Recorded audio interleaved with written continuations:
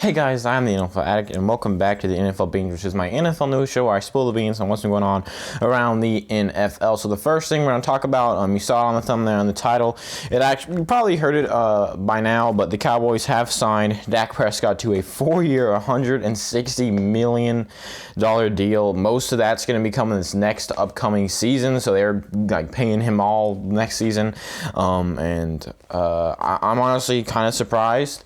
I thought they were going to franchise tag him, or I didn't think they were going to pay him this much. I thought that, and honestly, I kind of thought they'd be paying him around I don't know what I thought, but I did not think it'd be anything around $160 million for 4 years. In my opinion, I think they're overpaying him. He's a pretty good quarterback, but he's not a $160 million quarterback. That is a lot of money, and I don't see why they did it.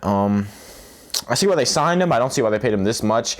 I guess he was probably demanding that. I think he wanted a new record-setting deal. He wanted to make a lot of money. And everyone wants to make a lot of money. But if I was the Cowboys, I would have been all right, screw you. We've got an early draft pick. We can, do something with that.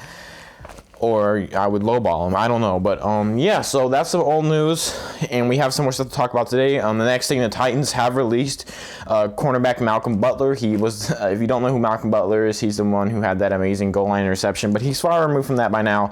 And now he was a cornerback for the Titans the past couple of years. Hasn't been insane. Hasn't been an amazing cornerback. But definitely he's been a pretty good quarterback. He's been pretty respectable in how he plays.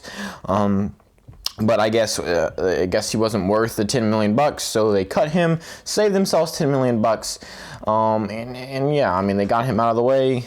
I think it was a good decision. He's aging by now, and I think it was a good decision. All right, so next up, we have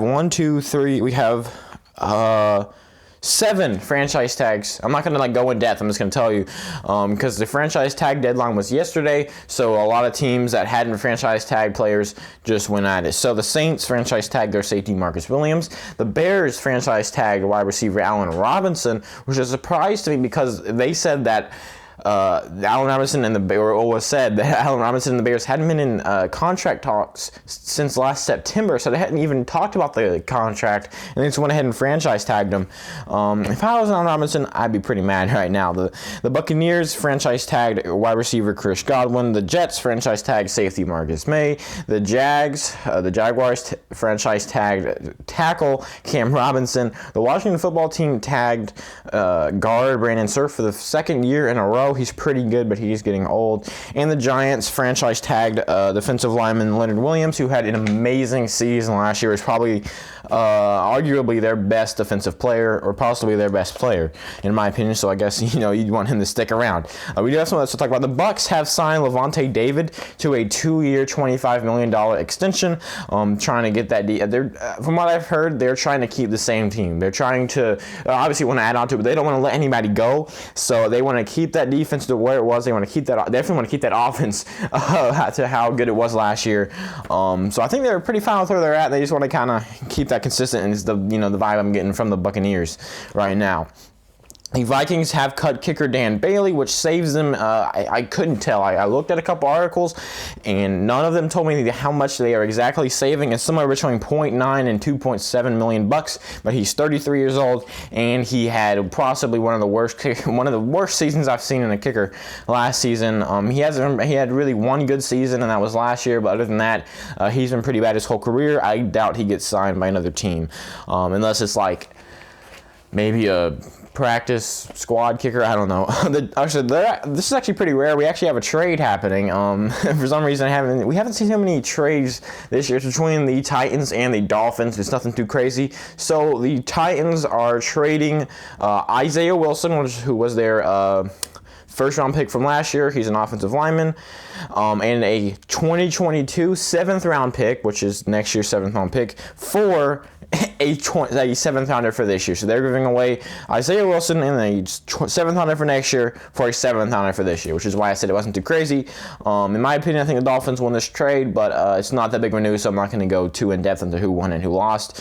If you didn't know, this is actually the first episode where I've had 2 pages of stuff. Normally it's just one page. The Seahawks have released defensive end Carlos Dunlap. He had a really good season. He had a pretty good couple of seasons. Saw a slight decline, didn't see his name too much this year, but still had a pretty good season. I think they mainly released him to save them $14 million in cap space as we see teams prepare for free agency. And the Eagles say that they are getting a lot of interest in Zach Ertz. They say that multiple teams have called them about Zach Ertz, and I wouldn't be surprised to see him get on there. We've been hearing, or get out of there. We have been hearing talk about them possibly releasing him, and then we heard about them possibly wanting to trade Carson Wentz and Zach Ertz as a combo, but obviously that didn't happen. And now, I honestly would not be surprised. I think they would get. In my opinion, I think they could get about the same for Zach Ertz as they got for Carson Wentz. And as they got rid of Alshon Jeffrey. They got rid of Deshaun Jackson. They got rid of Carson Wentz. I would not be surprised to see them get rid of Zach Ertz, as they are 100% at this point in a rebuild and ready to just start all over with Jalen Hurts at the helm.